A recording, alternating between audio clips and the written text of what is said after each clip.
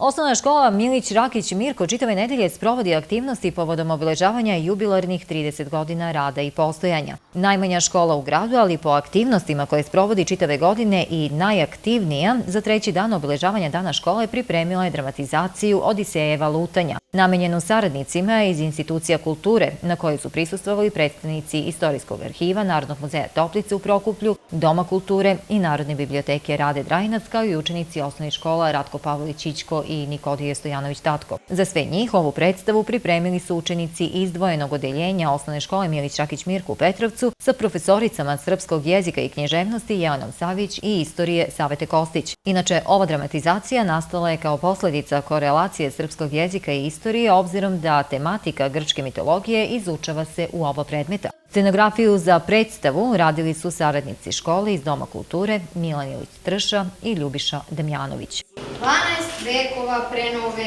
ere, veoma daleko u Troji, vodio se rat između Trojanaca i Grka.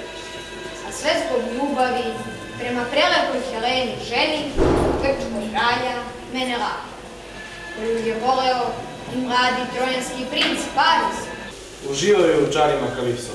Ona je zanosna nimfa koju ni bogovi ne bi dolili, pa i nije odoleo ni Odisej. Da, oče.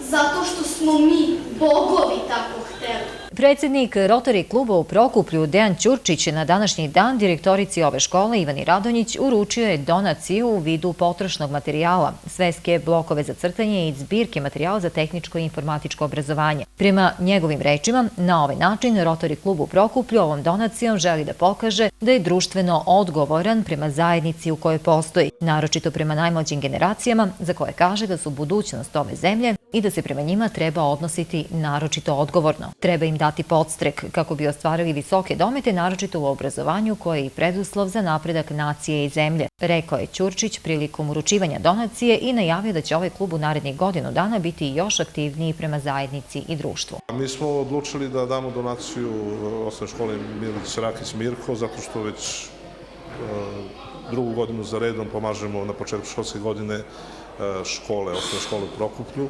Prošle godine smo pomogli školu 9. oktobar, ove godine ovu školu. To su skromna sredstva, skromne donacije, ali su iskrene i imaju želju da pomognu deci sa slabijim materijalnim stanjem.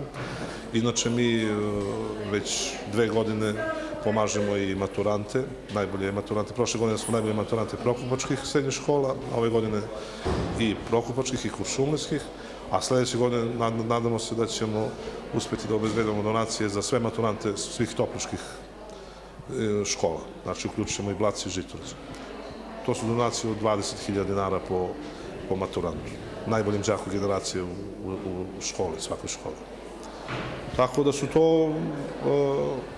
Rotary klub ne pomaže naravno samo škole, pomažemo svima kojima je potrebna pomoć, i zdravstvene institucije i pojedince i to. Mislim, naša su sredstva skromna, ali uvek nalazimo načina da izađemo u susret onima kojima je pomoć potrebna.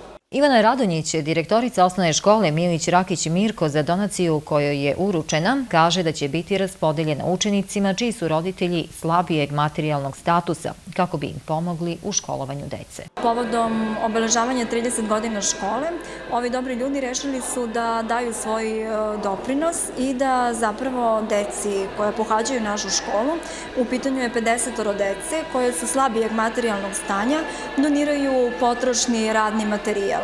To su sveske, blokovi za crtanje i zbirke materijala za tehničko i informatičko obrazovanje.